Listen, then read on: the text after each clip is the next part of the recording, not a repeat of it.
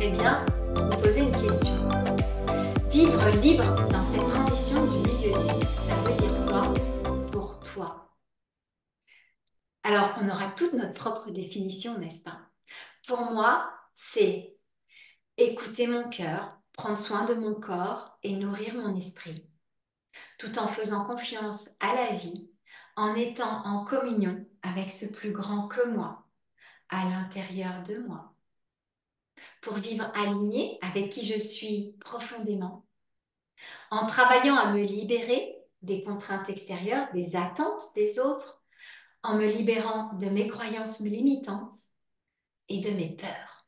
Et pour vivre en accord le mieux possible avec mon véritable moi afin de m'épanouir pleinement avec une conscience de ce temps qui m'est limité maintenant.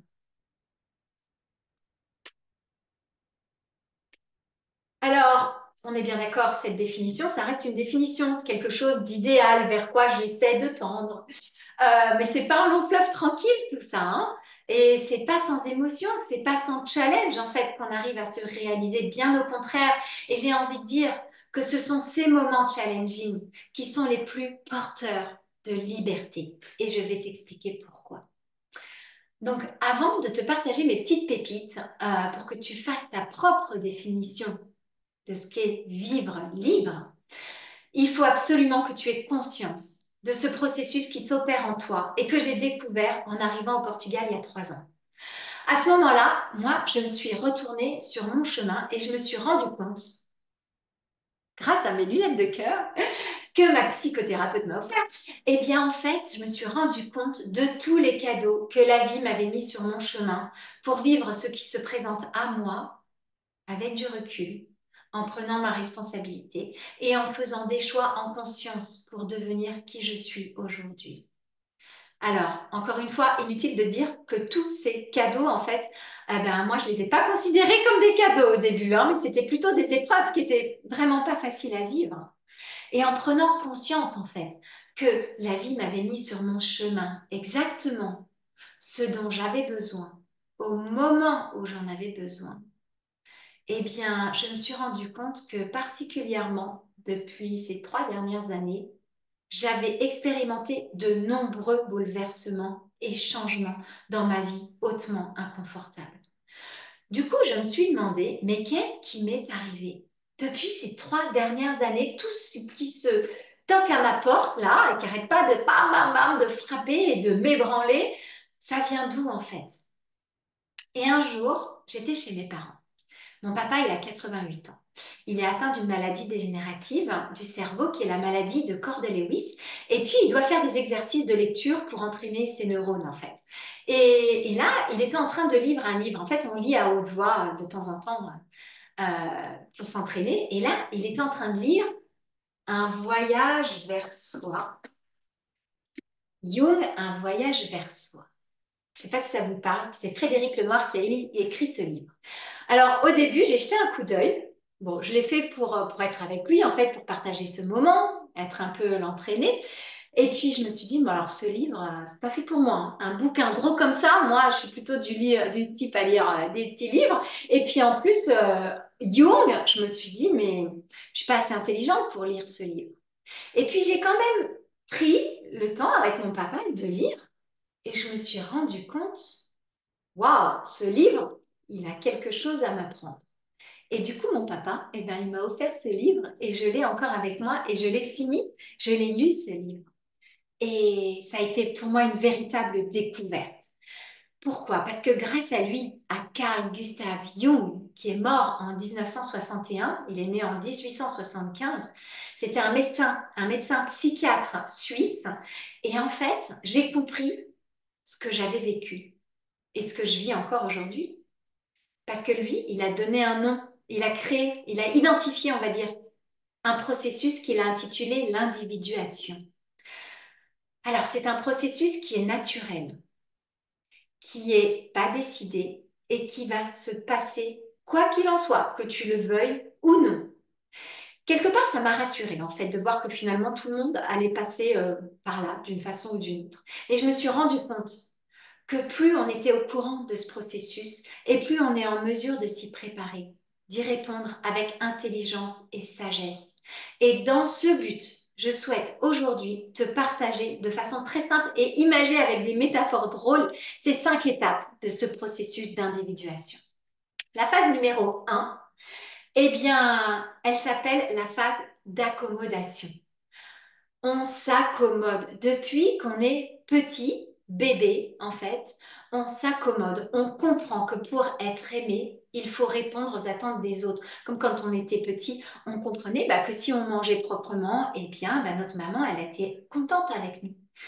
Et après ce phénomène, petit à petit, on comprend que pour exister, il faut répondre aux demandes de nos parents. Après, on fait la même chose à l'école que pour exister, pour être apprécié de la maîtresse, on va se tenir bien comme il faut, à carreau, on va bien faire nos devoirs. Et puis aussi que, en fait, dans la société, si on veut être apprécié, aimer des gens qui nous entourent, va falloir qu'on réponde aussi aux attentes, à ces attentes-là. Et en fait, moi, j'étais l'aînée dans ma famille. Ma sœur, elle est là, Mathilde, et je suis trop contente, merci de nous avoir rejoints. Et en fait, j'étais l'aînée de ma famille. Et moi, je me suis mise dans la tête que l'aînée, ça doit être parfaite. Elle doit être la première à l'école. Elle doit être toujours aux petits soins pour les gens qui les entourent. Et quelque part, j'ai pris à cœur ce rôle d'aînée, en tout cas la définition que j'avais posée dessus. Et ce que je veux te partager, c'est que on se construit entre ce qu'on est et les injonctions de notre société. Et on développe une personnalité qui correspond aux attentes des gens qui sont autour de nous pour exister en tant qu'individu et être aimé. Je ne sais pas si ça vous parle, ça. Moi, quand j'ai lu ça, ça a été vraiment une découverte. En 2 mots, on devient ce qu'on croit devoir être pour exister dans le monde. On devient ce qu'on croit devoir être pour exister dans le monde. Mais ça, on n'en a pas conscience en fait. On pense qu'on est vraiment ce personnage qu'on s'est créé. On pense qu'on est cette personne. Mais on l'est devenu pour se faire aimer et pour être aimé. Est-ce que ça vous parle ce que je vous partage là? Est-ce que ça résonne en vous ou pas? Je vais accueillir juste Nathalie, parce que je vois qu'elle est là. Bienvenue Nathalie. Alors, en fait, c'est comme s'il y avait un décalage entre ce que je montre, ce que je crois devoir être, qui devient, sans qu'on s'en rende compte, ce que je crois être. Donc, il y a un décalage entre ça et ce que je suis fondamentalement. Et en parallèle de ce qu'on vit là, quand on vit cette période d'accommodation, donc de bébé jusqu'à 37, quelque chose comme ça, eh bien, en fait, ou même plus, parce que chacun vit cette période de transition de vie en fonction de son évolution, de son éveil en conscience. Et en fait, euh, on va développer en nous tout ce qui va servir cette personne, donc pour être aimé des autres, mais en même temps, on va taire, on va enfouir tout ce qu'on pense être une vulnérabilité, quelque chose de négatif qui va faire que les gens ne vont pas nous aimer. Et ça peut être nos émotions, on va les taire parce qu'on sait que si on montre notre frustration, notre colère, on ne va pas être apprécié. Ça peut être aussi notre pouvoir créatif, tout ce qu'on a de créatif en nous. Par exemple, très très concrètement, bien en fait, moi j'ai un cousin qui fait partie donc d'une famille où de père en fils ils sont devenus médecins et donc lui tout naturellement il s'est dit moi aussi je vais devenir médecin et il a complètement enfoui en lui ce don qu'il avait reçu de pianiste.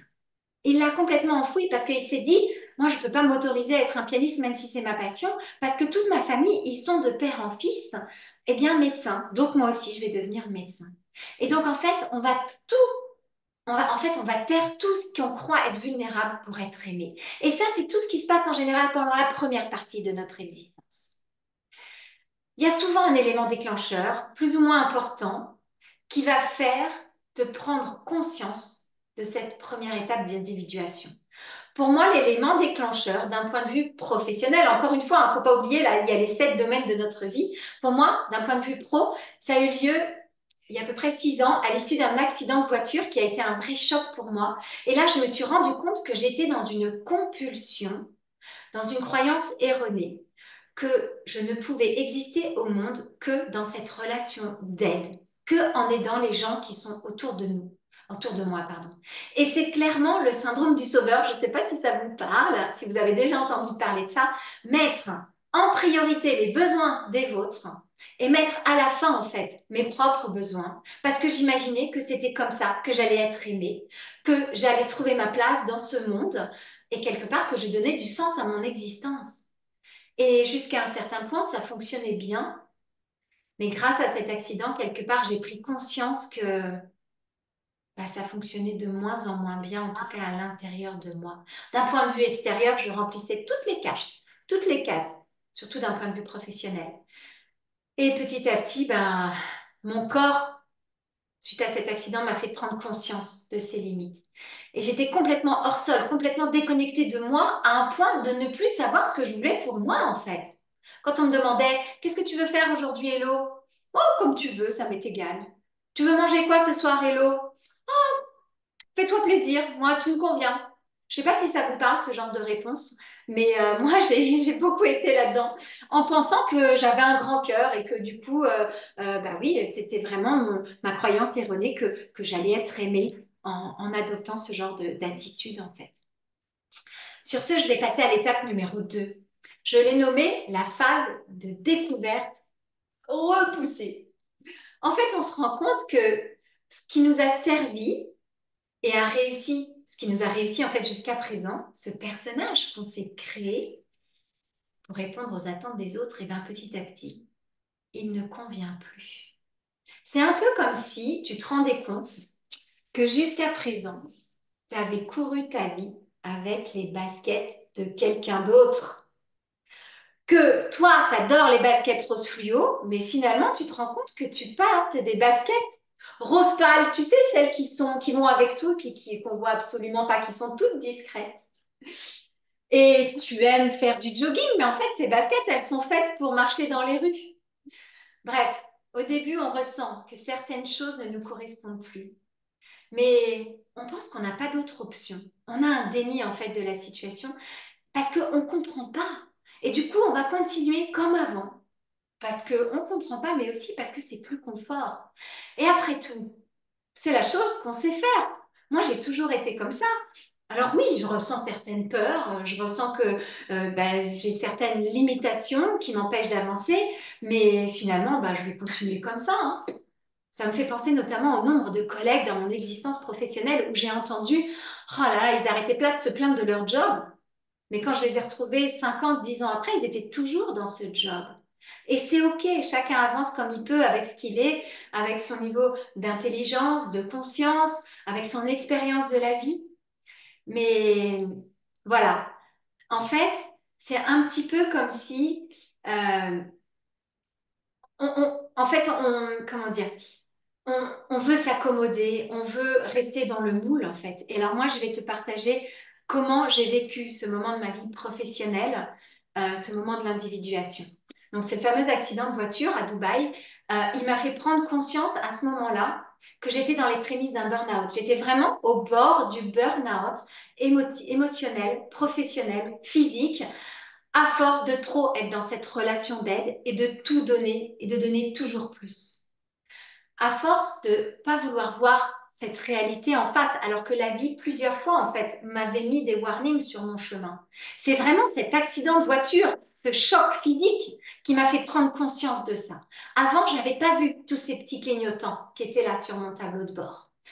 Et en fait, cette vie où je me suis laissée prendre, en fait, par la frénésie de ma passion, aider les autres, et tout ça, je l'ai fait au détriment, en fait, de ma propre personne, eh bien, je poussais toujours plus vite. Je donnais toujours plus aux gens qui m'entouraient, et notamment dans mon milieu professionnel.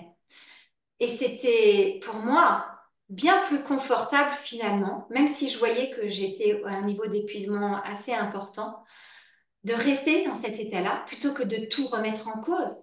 Et d'ailleurs, pour moi, en fait, j'ai même pas pensé à cette option. Pour moi, la seule option que j'avais, c'était de continuer. J'ai même pas pensé à quitter, en fait. Et là, on arrive à l'étape numéro 3. Je l'ai nommée la phase de deuil. Dans ce milieu de vie, en fait, on va se mettre à constater que certains des piliers de notre existence, qu'on croyait super solides pour toujours, eh ben, ils bougent, ils s'effritent. Le premier pilier, peut-être pour moi, ça a été ben, ce job. On a décidé de partir en Malaisie et ce job que j'avais, dans lequel j'étais depuis plus de 10 ans, parce que j'étais tellement investie, j'ai monté les échelons, eh bien, j'allais devoir le quitter. Qui dit quitter ce job, dit quitter un salaire confortable qui tombe tous les mois. Et ça s'est pas fait tout seul. J'ai dû aller vraiment travailler mes croyances limitées, notamment sur l'argent, sur ma propre valeur aussi, et sur ma contribution au monde, comment je pouvais contribuer en dehors de ce job. C'était aussi, ce qui s'effrite aussi à ce moment-là, ben, c'est notre corps. En fait, encore une fois, notre corps qui était pouvoir de séduction, il commence à changer. Tes rapports au couple aussi, en fait. Ce couple qu'on pensait de rock, eh ben, parfois, on découvre que notre mari nous trompe. Nos enfants aussi, qu'on pensait être un pilier de notre existence, eh bien, ils s'en vont. Juste une petite parenthèse, mon mari ne m'a pas trompée. Je veux juste que ce soit clair, qu'on fasse pas la différence entre ce qui est général et ma propre expérience. Ça aurait pu arriver, mais non. Voilà, c'est parce que voilà, je sais qu'en ce moment, ça arrive à d'autres personnes. Je suis de tout cœur avec elles aussi. Et ça, ce sont des phases de la vie qu'on doit expérimenter et aussi choisir comment on y réagit ou comment on l'accueille. Et il y a aussi ce pilier, en fait, de nos parents qu'on croyait solides, qui étaient toujours là pour nous soutenir et qu'on va peut-être à un moment donné devoir amener à l'EHPAD. On voit qui petit à petit sont moins présents pour nous. Et c'est nous qui allons encore une fois devenir les parents de nos parents. Et cette profession où on pensait être glorieux, eh bien, il y a un jeune qui arrive et qui nous prend notre place. Bref, tout ce qui constituait notre identité jusqu'à présent est en train de progressivement s'effriter. Un peu comme si ces baskets qu'on croyait éternelles, tellement on s'y était habitué, eh ben, elles devenaient usées. Petit à petit, elles tombaient en lambeaux et qu'on voyait qu'il était inéluctable de changer de paire de chaussures. Dans cette zone de turbulence, tout ce qu'on a laissé dans l'ombre, en fait, commence à émerger. Tout ce qu'on a caché inconsciemment de notre personnalité profonde, nos vulnérabilités, notre pouvoir créateur pour correspondre aux attentes des autres, eh bien, ça a commencé à montrer le bout de son nez. C'est comme si ce quelque chose qui avait déjà opéré en toi dans ces moments difficiles de ta vie était là et continuait à toquer cette petite voix. Elle revient. Et tu sens qu'il y a un changement qui commence à s'opérer en toi. Et ça se fait pas forcément dans la douceur et ça peut opérer, en fait, tu peux ressentir un vrai mal-être. Et cette perte de sens commence à émerger. Dans cette troisième étape, en fait, tu te rends compte que tu peux plus continuer à prétendre être la personne que tu as toujours cru être. Quelque chose est en train de mourir en toi. Ce qui meurt, c'est l'illusion de toi. Ce qui meurt, c'est cette idée que tu t'étais faite de toi. Et quand on est en train de perdre un pan de notre identité, eh bien, on est vraiment déstabilisé sur nos aciers et on est vulnérable. Et alors là, je vais te prendre une autre métaphore qui est celle du homard. Je ne sais pas si tu connais la vie du homard. Le homard est un crustacé dont le corps ne cesse de grandir et qui, à un moment donné, va devoir se débarrasser de sa carapace parce que elle est vraiment trop petite et elle se sent complètement étriquée à l'intérieur. À ce moment-là, le crustacé va être très, très vulnérable parce qu'il va devoir donc se débarrasser de sa coquille qui le protège. Il n'a plus de protection contre les prédateurs de l'océan. Et du coup, pour quitter cette coquille, il va aller se réfugier sous des rochers. Un peu comme si cette fameuse paire de baskets que tu laisses sur le côté, eh bien, elles te font vraiment mal aux pieds et que tu ne peux plus les voir en peinture. Mais du coup, bah, tu te retrouves pieds nus et là, tu peux plus avancer au rythme. Tu peux plus aller n'importe où parce que tu es pieds nus. Pour moi, j'ai vécu cette troisième étape pendant le Covid, où 2 jours avant tout le lockdown, en fait, j'ai subi cette opération, donc du fibrome, et ça a été pour moi une immense porte, une immense ouverture, parce que j'avais du temps, j'avais une obligation de décélérer pour me retrouver. Plus de conduite à l'école, plus de rendez-vous clients, plus d'activité à l'église, plus d'activité à l'école, plus de possibilités d'aller faire les courses. Tu t'imagines tout le temps que j'ai eu? Et puis 2 mois après, en fait, après donc ce premier confinement, eh ben, on a été déménagé à Kuala Lumpur. Alors, en fait, quand on est arrivé à Kuala Lumpur, on a été obligé d'être pendant 15 jours dans une chambre d'hôtel en quarantaine.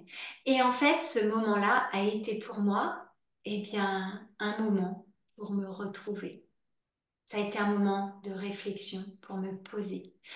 Et pour moi, ce nouveau pays, là, vous voyez mon papier peint, c'est pas pour rien que j'ai mis ça en fait, ça a été un vrai cadeau parce que j'ai pu laisser tomber tous les masques, tous les masques que je m'étais mis sur le visage depuis tant d'années. L'image de cette maman parfaite, l'image de cette bosse parfaite, de l'épouse parfaite à laquelle je faisais tout pour correspondre. Et quand tu arrives dans un nouveau pays, ben c'est juste fabuleux. Parce que les masques, tu peux les laisser de côté. Personne ne te connaît. Et pour moi, ça a été l'opportunité rêvée d'être juste moi. Ni plus, ni moins. De lâcher ces masques, en fait. Et là, on arrive à la quatrième étape, en fait, le début de l'intégration. Un peu comme si tu étais en quête de ces nouvelles baskets, celles qui te feraient vraiment, vraiment plaisir. Les baskets de la course de ta vie, celles qui sont de la couleur dont tu as toujours rêvé et avec lesquelles tu vas pouvoir avancer à l'allure qui te correspond. Et en fait, que tu, c'est dans cette étape que tu te construis ton nouveau toi. Si je ne suis pas cette personne que je croyais être, qui suis-je profondément? Et là naît un désir en fait de ne plus jamais te quitter, de ne plus jamais t'abandonner, de ne plus jamais te trahir, de tendre vers plus d'unité à ce que je pense être profondément. Cette quatrième étape, elle n'est pas évidente à vivre parce que tu te rends compte que va falloir lutter contre les attentes de ceux qui t'entourent, de la société, qui vont parfois te ramener, te pousser à retourner en fait sur ce précédent moi. Et il va falloir aussi lutter contre tes propres habitudes. C'est pas une mince affaire en fait, parce que tes chemins neuronaux, ils ont créé ces chemins depuis tes neurones, ils ont créé ces chemins qui te créent ces automatismes depuis bien longtemps. Et pour les transformer, ces habitudes, eh ben, ça peut prendre du temps. Et tu vas avoir besoin de patience et d'indulgence envers toi-même pour pouvoir y arriver. Je te prends un exemple très concret.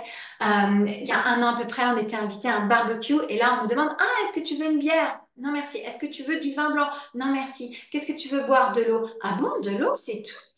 Ah oui, oui, c'est très bien, ça me va très bien, merci. Et alors, en fait, eh ben, la personne est revenue une fois, 2 fois, 3 fois, 4 fois, pendant tout le dîner, pendant tout le barbecue. Ça a été pour moi une lutte, en fait, de pouvoir dire non, parce que je savais que le lendemain, je devais me lever tôt et que si je buvais, eh bien, ça allait pas me réussir. Et là, je me suis vraiment mise en numéro un. J'ai pas voulu me trahir, mais ça demande en fait. Il y a un nombre de fois où j'ai pas pu tenir sur ce point-là et sur plein d'autres habitudes que j'ai voulu laisser de côté pour me créer de nouvelles habitudes qui correspondaient bien mieux à qui j'étais profondément pour entretenir, pour cultiver cette relation à moi-même. Mais il y a des fois où j'y suis pas arrivée et ça aussi, ça fait partie du chemin. Alors, en fait, c'est vraiment, pour reprendre cette idée, donc cette métaphore des chaussures, c'est comme si tu avais enfin trouvé la paire qui te convient parfaitement. Par contre, maintenant, eh ben, tu as peur de les porter, tes chaussures, parce que imagine, avant, tu avais cette paire de chaussures toute classique et que personne ne voyait, et maintenant, tu vas aller avec cette paire-là.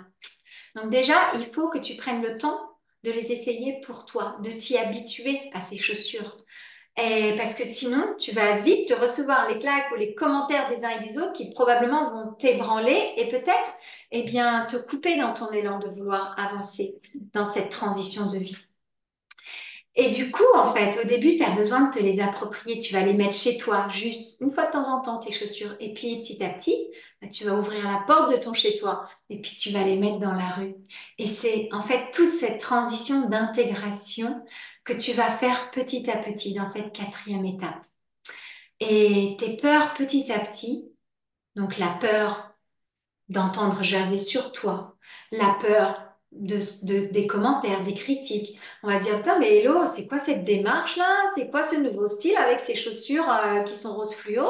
C'est pas elle.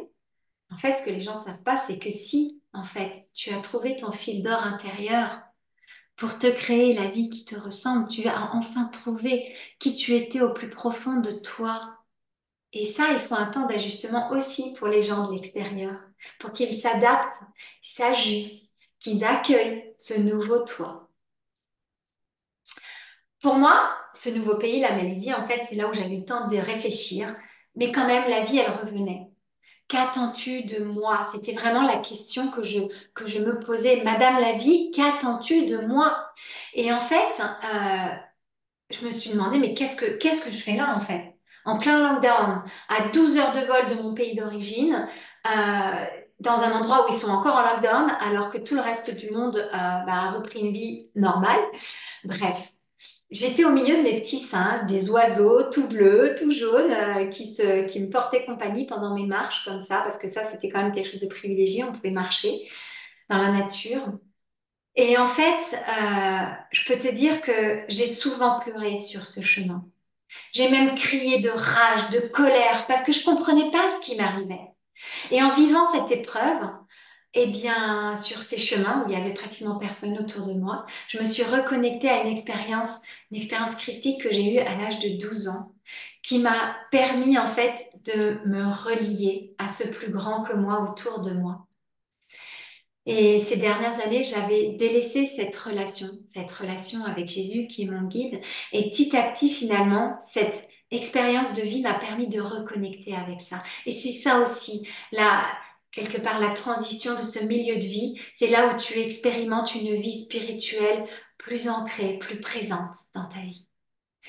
Et en fait, après 2 ans, donc après avoir expérimenté quelque part cette étape numéro 4, eh bien, je me suis tournée vers quelque chose de plus, une vie plus simple, quelque chose de plus calme, un retour à la nature avec un vrai désir d'explorer la vie autrement, avec la conscience d'un temps qui m'est compté. L'étape numéro 5, j'espère que tu es toujours avec moi, eh bien, c'est la phase d'accueil de soi, en vérité. S'accepter tel qu'on est avec nos forces et nos faiblesses. Quand tu arrives dans cette phase, en fait, tu te rends compte peu à peu que tes vulnérabilités sont en fait des forces et que plus tu t'acceptes, plus tu es aligné et plus tu te trouves dans ton équilibre. Et aussi, plus tu acceptes tes vulnérabilités, plus tu autorises les gens qui t'entourent à accepter les leurs, en fait. Et donc ça, c'est que des cadeaux. Et en fait, rien n'est acquis dans la vie. Parce que c'est bien pour ça, cette cinquième étape, en fait, elle commence peut-être maintenant pour toi, mais elle va continuer tout au long de ta vie sur Terre. Parce que nous sommes partie entière, en fait, de ce vivant. Au même titre que les plantes, au même titre que les animaux, nous sommes des humains et nous sommes vivants sur cette planète. Et est-ce que tu t'es déjà rendu compte que tout change tout le temps autour de toi? Les planètes bougent tout le temps. C'est bien pour ça qu'on a le jour et la nuit. Les saisons aussi, hein, avec les fleurs qui au printemps prennent vie et qui à l'hiver, eh bien, vont mourir pour redonner vie à nouveau. Donc tous ces cycles de vie. Ça veut dire que l'équilibre ne réside pas dans un statu quo où rien ne bouge. L'équilibre, il réside dans le fait d'apprendre à naviguer avec les épreuves de la vie, d'apprendre à expérimenter pour voir ce qui te correspond, d'apprendre à embrasser les hauts comme les bas de la vie. Comme je le disais, les fleurs, elles sont venues au printemps et en hiver, elles vont mourir. Et en fait, on vit tous ce genre de phases et on peut dire qu'on vit des phases de résistance, des phases d'intégration, aussi des phases d'expansion et des phases de deuil. C'est un peu comme ça que je résume les cycles de la vie. Et c'est normal de vivre tout ça, ça fait partie de la vie, sauf que nous, jusqu'à présent, on n'avait jamais entendu parler que c'était normal d'avoir des downs, d'avoir des moments où tu te sens pas bien, d'avoir des moments où tu es fatigué. Et spécialement dans ce milieu de vie où ton corps n'a pas la même énergie qu'à tes 20 ans. Et en fait, c'est un travail constant de trouver cet équilibre qui permet de laisser émerger au plein jour qui tu es, de laisser émerger au plein jour tout ton potentiel qui a été caché pendant tant d'années, où tu as essayé de te mettre dans ce moule pour bien correspondre à ce que les gens autour de toi attendaient de toi pour être aimé de toutes ces personnes.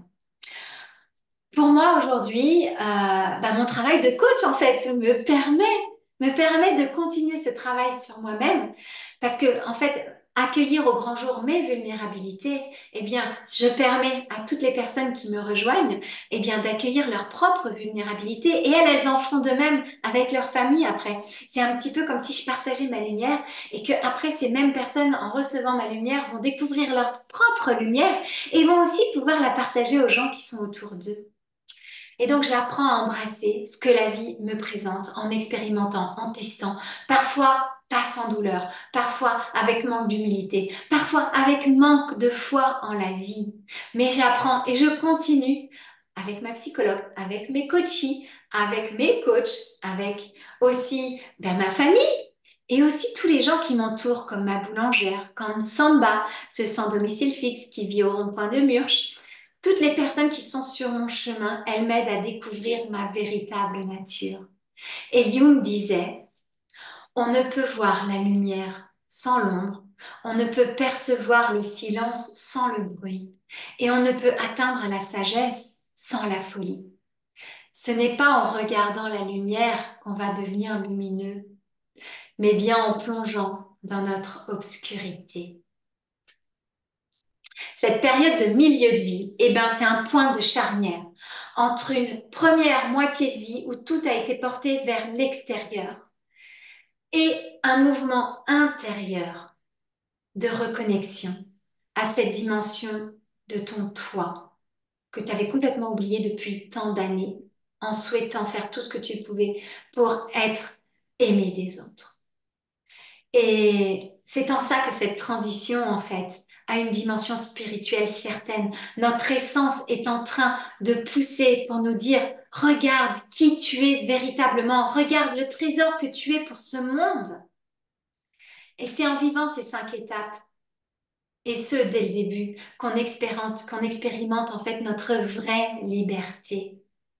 Alors, est-ce que tu te rends compte, là, toi qui es encore avec moi, est-ce que tu te rends compte de la chance que tu as d'être dans cette transition de milieu de vie? Maintenant que tu as touché du doigt une nouvelle définition de ce qu'est vivre libre, eh bien, je vais enfin te partager mes 3 pépites pour vivre libre.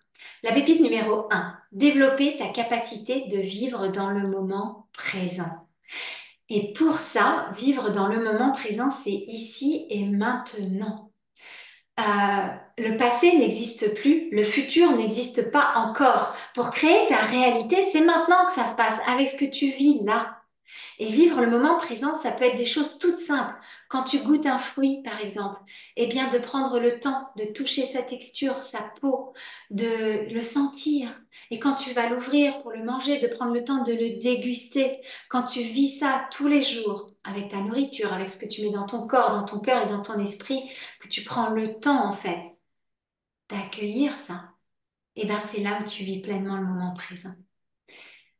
Pour vivre ce moment présent d'abord, il faut libérer de l'espace. On a été tellement envahi pendant cette première partie de vie par tout ce qui venait de l'extérieur qu'il faut faire de l'espace dans ton cœur, dans ton corps et dans ton esprit. Pour faire de l'espace, ça nécessite un nettoyage pour focus sur l'essentiel, le moment présent, qui est ta réalité. Alors, comment on fait ce nettoyage? D'abord, il y a un certain nombre de deuils à faire. Personnellement, moi, j'ai dû faire le deuil de cet enfant que je n'aurai plus. J'ai dû faire le deuil du confort du mouton, j'appelle ça comme ça. C'est confortable, en fait, de sentir qu'on est en accord avec tous ceux qui nous entourent et que tout le monde pense comme nous. C'est tellement plus inconfortable de stand out et de, quelque part, respecter ton intégrité, tes valeurs. Et c'est tellement flippant aussi quand on découvre qu'on est unique, que seul toi penses ce que tu es en train de penser, que seul toi ressens dans ton corps ce que tu ressens, que seul toi, en fait, expérimente la vie de cette façon-là. Parce que, par exemple, ma sœur qui est présente là, il y a des choses que j'ai vécues en même temps qu'elle, mais on ne les a pas vécues de la même façon, parce qu'on expérimente la vie d'une façon différente.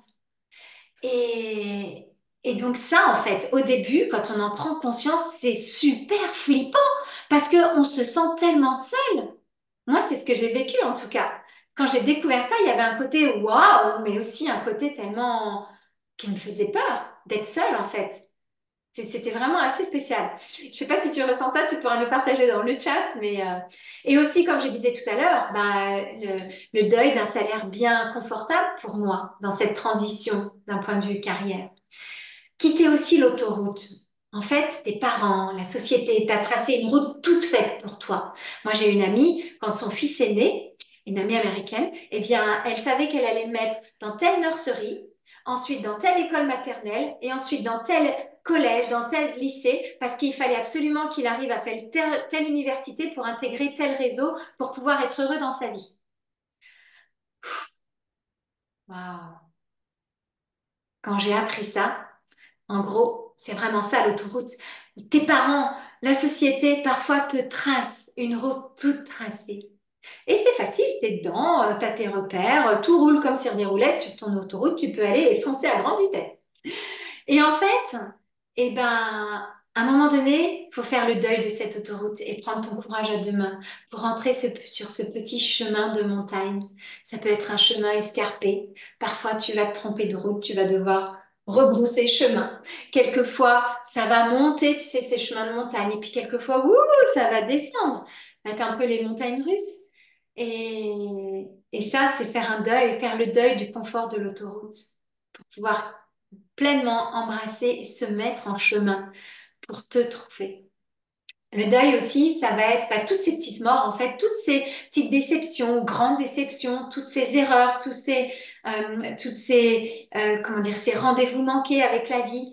Quelque part, bah, ce sont des petites morts qu'on vit un peu dans notre quotidien qu'il faut laisser, dont il faut faire le deuil. Et moi, ça a été aussi le deuil d'être parfaite, de vouloir plaire à tout le monde. Ce masque si parfait que je me suis créé pour être aimée, pour correspondre, pardon, aux attentes de ceux qui m'entourent. Alors, le deuil, c'est pas simple à faire. Ça prend du temps, de l'indulgence, et il faut qu'aussi que ton inconscient digère tout ça. Donc, il y a tout un temps d'intégration pour tout ça qui est incompressible. Tant que tu n'as pas fait en fait ces deuils, ton esprit va rester aussi dans le passé. Et du coup, j'ai envie de dire que l'idée, c'est vraiment le deuil, ça passe par accueillir. Accueillir ce qui se présente à toi. Encore une fois, pas dans la résistance, autant que possible, mais encore une fois, c'est un chemin. Et aussi remercier, avoir de la gratitude pour tout ce qui t'est arrivé dans la vie, de prendre conscience que toutes ces difficultés, tous ces gens ont fait du mieux qu'ils pouvaient avec le niveau d'intelligence, le niveau de conscience qu'ils avaient à ce moment-là pour t'accompagner dans la vie. Et être gratifiant pour tout ça. Remercier la vie pour tout ce qu'elle t'a apporté jusqu'à présent. Et je vais prendre un exemple, l'exemple des poupées russes. En fait, quand je me suis retournée sur mon chemin, j'ai pris conscience que si j'en étais là aujourd'hui, c'était grâce à cette petite Hello, ce bébé, mais aussi cette petite Hello quand j'avais 7 ans. C'était grâce aussi à cette adolescente, à cette préadulte, à cette adulte et maintenant à celle que je suis là. Si j'étais pas passée par toutes ces phases d'évolution, j'en serais pas là aujourd'hui. Alors oui, il y a des périodes de ma vie que j'aime moins que d'autres. Oui, il y a des périodes de ma vie où clairement j'aurais voulu être quelqu'un d'autre. Mais en fait, aujourd'hui, ça a été vraiment une prise de conscience de voir que c'était comme les poupées russes. C'est grâce à cette petite poupée qui va dans l'autre, dans l'autre, dans l'autre, dans l'autre qu'aujourd'hui je suis celle que je suis. Et, et ça implique en fait, ça inclut toutes les épreuves de la vie. Faire son deuil, ça passe aussi par pardonner. Parce que si tu pardonnes pas aux personnes ou aux événements qui te sont arrivés, eh ben, tu auras toujours ce lien subtil avec eux.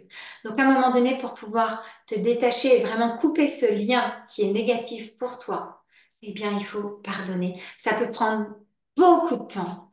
Et moi, personnellement, encore une fois, eh bien, par mon côté, ce guide qui guide ma vie, qui est Jésus, ben moi, quand j'arrive pas à pardonner parce que c'est trop dur, ce que j'ai subi, c'était vraiment trop dur, eh ben, je lui remets entre ses mains. Alors pour toi, ça peut être le Bouddha, ça peut être Jésus, ça peut être la vie, tout simplement. eh ben, demande à la vie de pardonner pour toi quand tu n'y arrives pas. Mais ce lien-là négatif qu'il y a, eh bien, il faut le couper pour que tu puisses t'envoler comme ce merveilleux papillon.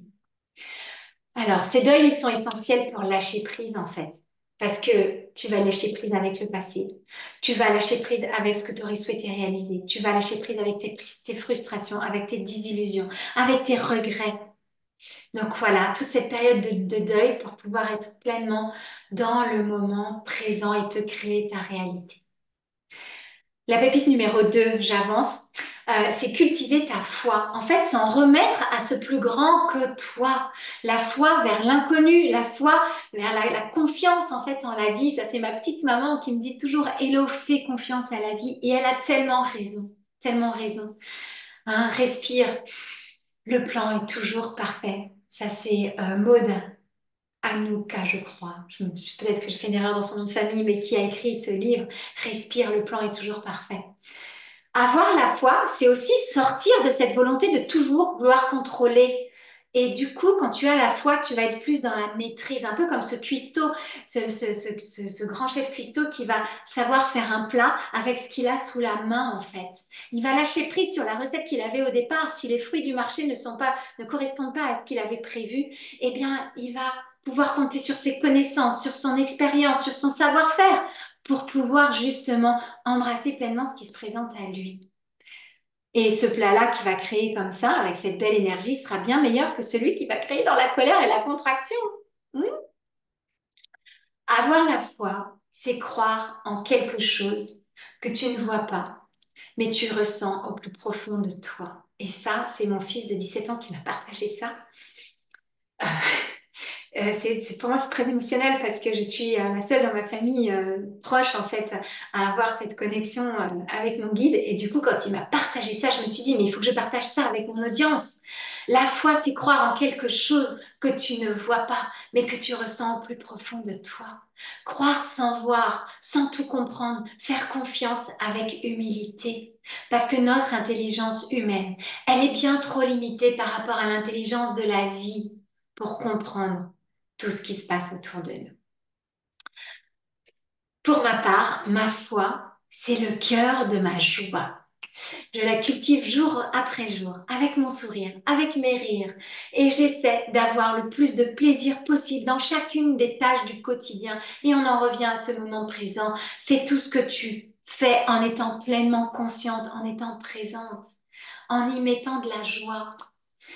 Et bon, j'y arrive pas toujours, hein. Pour moi, seuls les grands sages de ce monde, comme le Bouddha, comme Jésus, comme les chamans ou les sages indiens, sont capables d'être tout le temps dans cette joie. Mais au moins, j'ai le mérite d'essayer. Cultiver la foi en toi, c'est essentiel. Croire en tes capacités, croire en tes dons, croire en ton potentiel.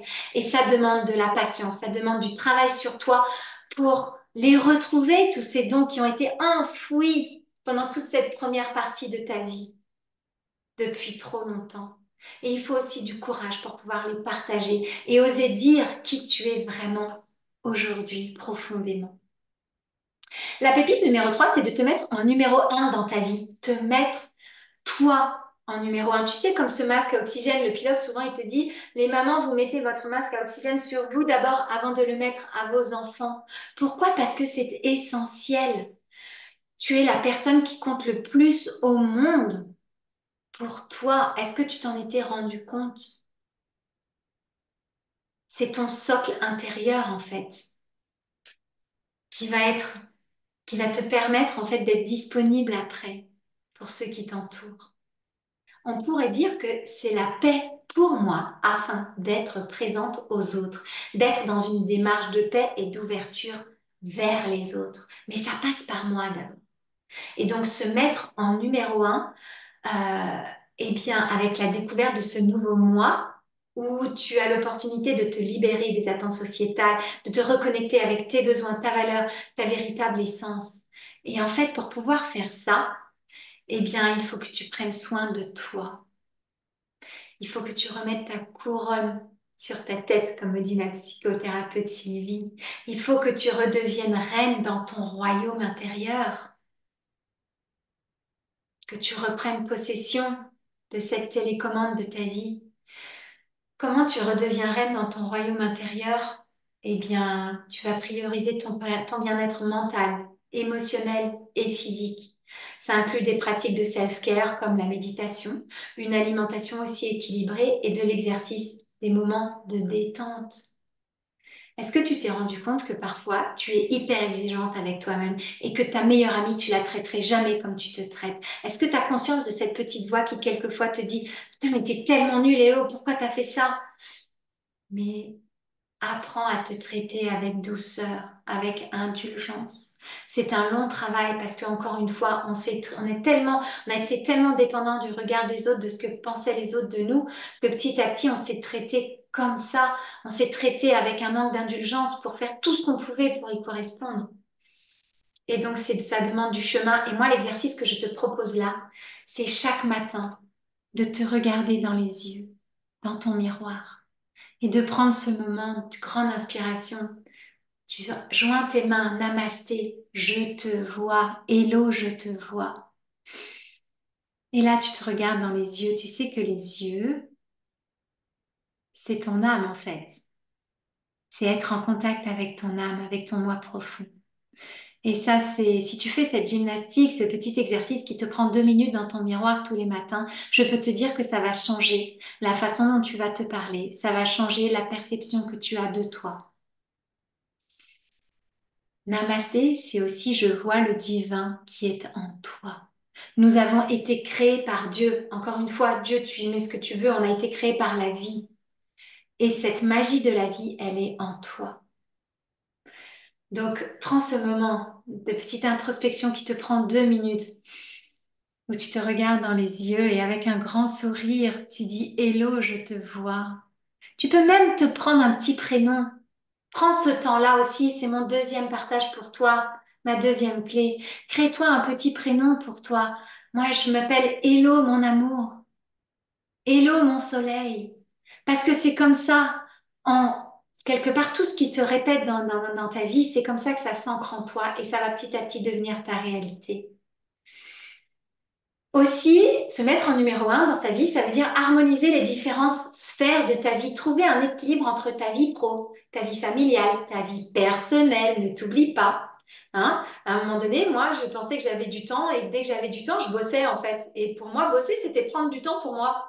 Et à un moment donné, bah, je me suis rendu compte, mais tu perds la tête. J'étais complètement déconnectée de moi. Et du coup, j'ai dû reprendre mes habitudes. Donc, pour reprendre mon équilibre, bah, je suis retournée faire mes marches le matin, où je me prends du temps. Je prends du temps aussi pour faire toute mon kriya de yoga Kundalini. Je prends du temps pour ma respiration. En soi, ça prend pas beaucoup de temps. Et c'est comme ça que je me donne une impulsion pour démarrer ma journée.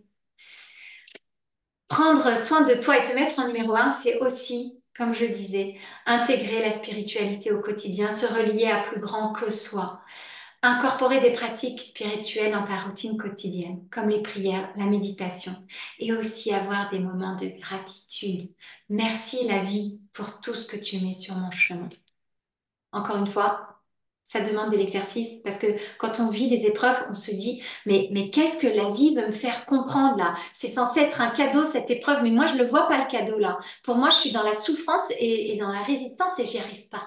Et à un moment donné, c'est là où il faut lâcher prise et se dire, OK, il y a quoi derrière ce cadeau? Qu'est-ce que la vie essaye de me montrer? Quel est le message de la vie pour moi derrière cette épreuve? Et alors, être en numéro un, ça passe aussi par prendre sa responsabilité, reprendre la télécommande de ta vie, reprendre la télécommande de tes émotions, arrêter de blâmer les autres, de vouloir les changer. Et en fait, plutôt, en fait, axer sur toi, comment est-ce que tu peux te changer toi? Qu'est-ce que tu décides de faire? Et ça passe par une petite phase de ressenti. Qu'est-ce que je ressens là maintenant dans mon corps? Une grande inspiration. Est-ce que j'ai mal au ventre? Est-ce que j'ai le cœur qui bat à 200 à l'heure? Est-ce que j'ai mal à la tête? Ou est-ce que tout va bien?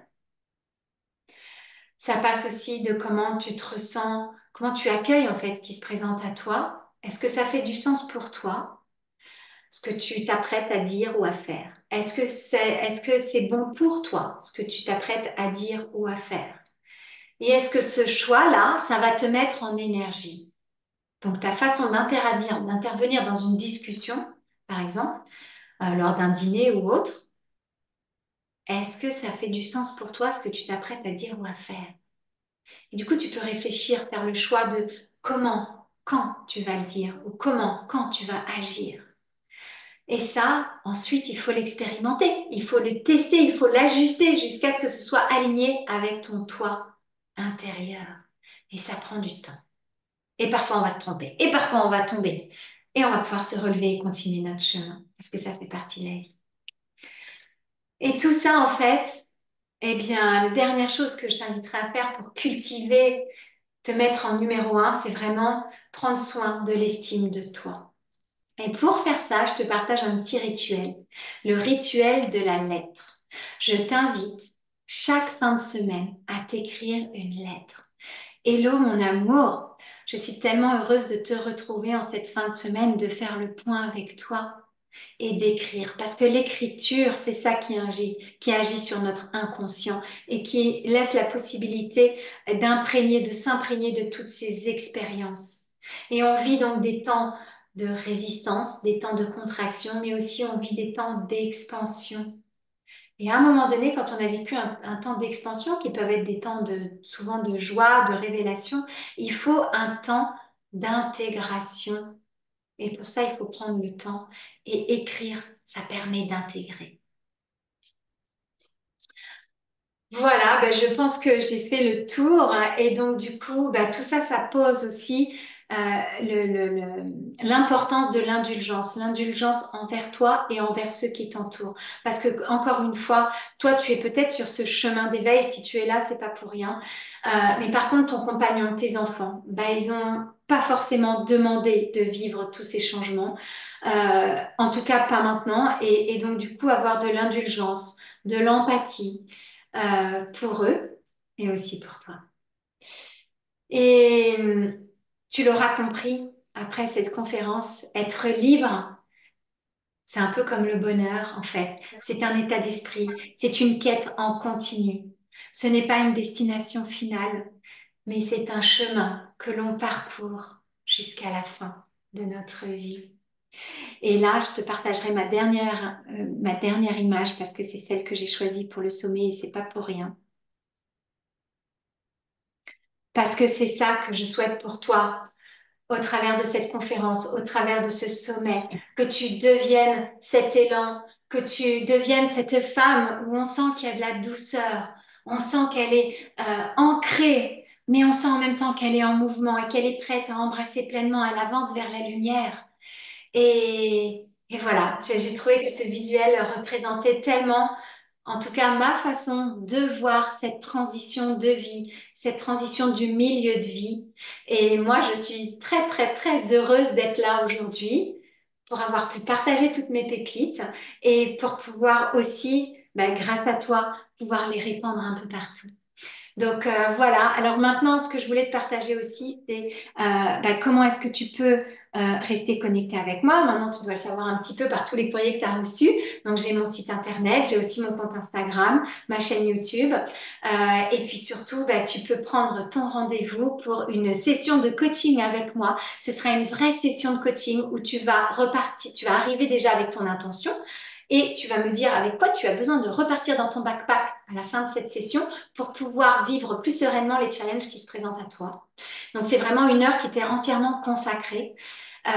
Et puis, eh bien, pendant cette heure-là, je vais pouvoir évaluer par mes questionnements, je vais t'amener à avoir des prises de conscience sur toi personnellement, ce qui se passe dans ta vie.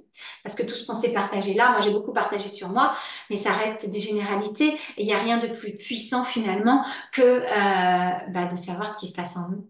Donc voilà, grâce à mes questionnements, tu vas pouvoir tirer ce fil d'or intérieur et puis, eh bien, repartir avec des outils, avec des rituels, avec des suggestions que je te ferai pendant cette heure. Donc, je t'encourage vraiment. Il y a 10 places qui sont disponibles pour ce coaching ouvert à la suite de ma conférence. Donc, je mettrai le lien dans la vidéo YouTube comment dire, du replay et puis aussi dans le courrier. Voilà, dans le courrier, à la fin du courrier, tu peux voir ce petit lien. Donc, n'hésite pas, je t'attends avec joie.